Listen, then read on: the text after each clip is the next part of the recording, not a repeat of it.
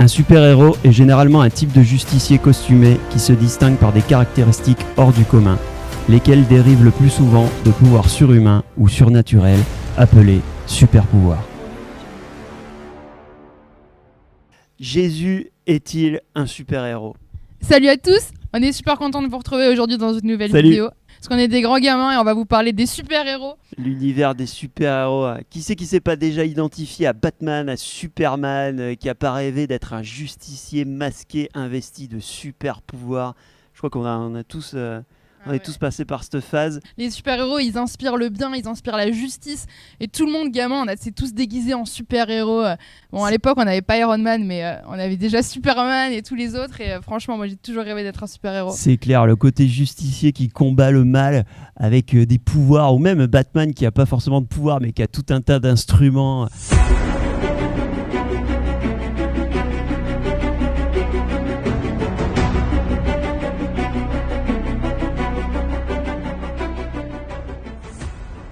Le premier truc de Superman qui est intéressant à savoir, c'est que Superman, c'est pas un terrien. Il vient de la planète Krypton et il a fui sa planète en destruction et il s'est retrouvé sur Terre dans une famille qu'il connaissait pas, une famille de fermiers quoi. Et c'est comme ça que Superman, le sauveur des États-Unis, le sauveur du monde, est arrivé sur Terre. Sauveur du monde, calme-toi parce que déjà ton super-héros, il débarque en mode fuite totale sur la Terre dans une soucoupe volante. Pour moi, c'est un peu moyen.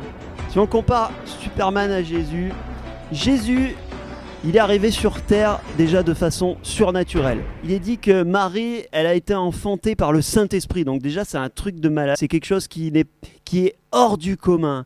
Et ça reprend un peu la définition d'un super-héros. Quelque chose, des attributs hors du commun. Donc Dieu avait prévu un plan pour l'humanité. Il s'est dit, je sais que les hommes, ils vont être en galère totale. Ils vont partir en vrille sur cette terre. Donc il va falloir une solution pour eux. Et il a dit qui j'enverrai. Et Jésus, il a dit, papa, moi, Père, envoie-moi, je vais aller sauver l'humanité. Et donc Jésus, il a débarqué sur Terre déjà de façon surnaturelle. Il n'est pas débarqué en soucoupe volante, je fuis ma planète. Non, il a débarqué tel un roi. Donc déjà, Superman, là, 0 quoi. Bon, d'accord. Mais une des caractéristiques d'un super-héros que tu nous as dit dans la définition tout à l'heure, c'est qu'un super-héros, c'est un super costume. Il faut le reconnaître au loin. Superman, si je te demande son costume, tu me dis tout de suite le slip rouge, la grande cape et le plastron. Trop stylé, Superman. C'est vrai. Ouais, Jésus, il était stylé aussi. Hein. Il avait une tunique d'un seul tenant. Elle était tellement fat, cette tunique. Tellement belle, elle était tellement cool, sa tunique à Jésus. Okay. Les soldats, ils se sont battus pour avoir sa tunique. Okay. Qu'ils n'ont pas voulu la déchirer, ils l'ont tirée au sort. Et ça, si c'est pas un costume de super-héros... Bon, d'accord. Mais un super-héros, ça a des super-pouvoirs. Superman, il vole. Jésus, il vole pas. C'est tombé parce que moi, Jésus, il a marché sur les eaux, tu vois. Il a changé l'eau en vin. Et Jésus, quand il s'est fait baptiser... c'est même pas un truc que lui il a réalisé, là c'est carrément Dieu qui a attesté que c'était son fils, du genre il se fait baptiser et d'un coup le ciel s'ouvre en deux et du ciel il y a une espèce de colombe qui descend, qui vient se poser sur Jésus et il y a une voix qui se fait entendre de tout le monde, la voix de Dieu carrément qui dit celui-ci est mon fils bien-aimé en qui j'ai mis toute mon affection. Ah oui, Superman, tu vois, comparé à Jésus peu cher, lui, sa famille, il en a pas, il est adopté, il sait pas qui il est, tu vois. Alors il donne de son mieux, il fait son mieux pour sauver le monde et tout, il donne de sa personne, alors que il sait pas. Finalement, ton Jésus a peut-être un petit avantage quand même dans le côté super-héros, parce que Superman, il souffre, tu vois. C'est un cœur sensible, Superman. Mais je t'arrête tout de suite, justement, Superman, en gros, il vit le rejet comme n'importe qui, quoi. Alors que lui, Jésus, il est carrément venu... pour racheter l'humanité quoi.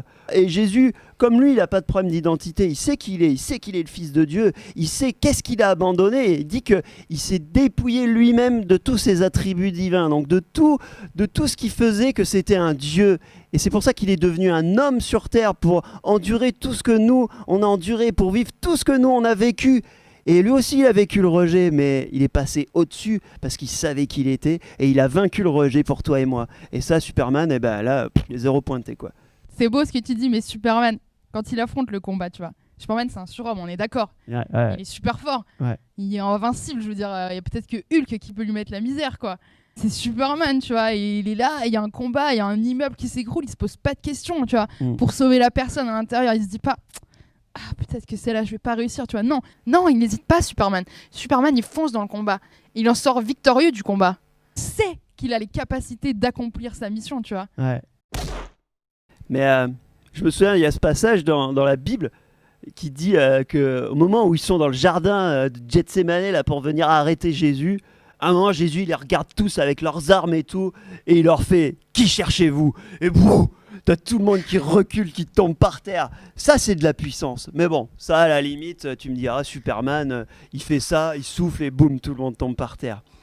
Mais toi, dans la vraie vie, quand t'abordes une épreuve, bah, t'es pas Superman, quoi.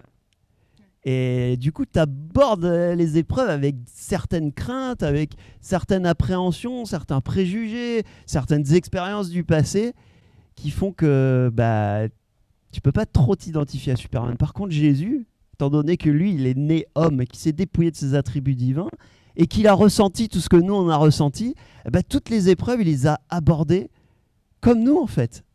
Ce qui fait que ça le rend vachement plus proche de nous, ça le rend vachement plus accessible comme super-héros. Mais Superman aussi, il fait attention. Il fait attention à la kryptonite. Il sait, il connaît sa faiblesse. Il sait que s'il y a la kryptonite, tout le monde peut lui mettre un peu la misère. Alors il fait gaffe, tu vois, parce qu'il est faible après, il se sent... Donc lui aussi, tu vois, il a des faiblesses. Ça le rapproche de nous. Non, nous aussi, on est un peu comme Superman, on a nos faiblesses, tu vois. Mais justement, la kryptonite, ça l'affaiblit. Genre Superman, si tu le mets face à la kryptonite, tu vois, il tombe à genoux par terre, tu le vois, il est en train de s'effondrer. Superman, il se fait mettre à genoux par un morceau de caillou. Alors ok, ça vient d'une autre planète, et c'est un caillou un peu foufou. Si tu veux par là, Jésus, il a sa kryptonite aussi. Alors, je m'explique. On peut comparer le diable avec la kryptonite, et on voit que Jésus, dans le désert, il a été tenté par Satan. Et Jésus s'est retrouvé dans le désert devant ses faiblesses, il est dit qu'il a eu faim, qu'à ce moment-là, le diable, il a commencé à venir et il l'a tenté dans l'orgueil, il l'a tenté dans la gloire, il l'a tenté dans toutes dimensions, dans toutes sortes de choses. Il a voulu le mettre à genoux, il a voulu faire, à un moment il lui dit, si tu te prosternes devant moi, je te donnerai tous les royaumes de la terre, si tu te prosternes devant moi. Mais Jésus, il n'a pas fléchi le genou. Il a répondu par la parole parce qu'il savait qui il était. Il connaissait sa mission. Et il est sorti vainqueur de cette épreuve. Il est passé par-dessus sa kryptonite. Il a vaincu Satan. Il n'est pas ressorti affaibli ou blessé. Non. Il est dit qu'il est ressorti du désert rempli de la puissance de l'esprit. Et qu'il est ressorti plus fort à cause de cette épreuve du désert. Et ça, si c'est pas un truc de super-héros. Mais Superman, il veut sauver le monde, il fait de son mieux, il donne tout ce qu'il a, il donne de sa personne, il donne de son amour. Tu peux pas dire que ça compte pas. Il ferait tout pour aider les gens, Superman. Malgré tous ses problèmes, malgré toutes ses failles. Ouais, mais à part Lois Lane... hein, j'ai trouvé la faille là. Mais en fait, on peut trouver plein de failles dans Superman. Mais quand tu mets Jésus à côté, Jésus, il est pas mort juste pour Lois Lane. Ouais, il est mort pour Lois Lane, mais il est mort pour l'humanité entière. Et il dit que Dieu, il a tellement aimé le monde qu'il a donné Jésus, il a donné son Fils unique. Donc on précise unique, quelque chose de précieux, quelque chose qui fait mal à donner. Il a donné son Fils unique afin que quiconque croit en lui ne périsse pas, mais qu'il ait la vie éternelle. Et ça, c'est pas juste je vais sauver quelqu'un d'un accident de voiture ou d'un immeuble en feu. Et puis si jamais Lois Lane, elle crie au milieu de 1000 personnes, il va se précipiter pour sauver Lois. Non, Jésus, il a payé le prix pour chacun d'entre nous, pour toute l'humanité. Et il n'a pas racheté simplement nos corps, il ne nous a pas sauvés simplement de quelques situations, mais il nous a sauvés de la damnation éternelle. Parce qu'il a payé le prix, il n'y a plus de condamnation pour ceux qui sont en Jésus-Christ. Et ça nous évite une éternité de flamme, une éternité de condamnation, une éternité de souffrance. Ça nous évite l'enfer, ça nous évite le diable et tous ses tourments, ça nous évite toutes les accusations qui pèsent pour nous. Parce que quand on a donné notre vie à Jésus, quand on accepte ce qu'il a fait pour nous, tout ce qui est passé est effacé et jeté dans les temps de l'oubli. Et ça, Superman, il peut pas le faire. Et il nous a laissé ce cadeau, cette parole avant de partir au ciel.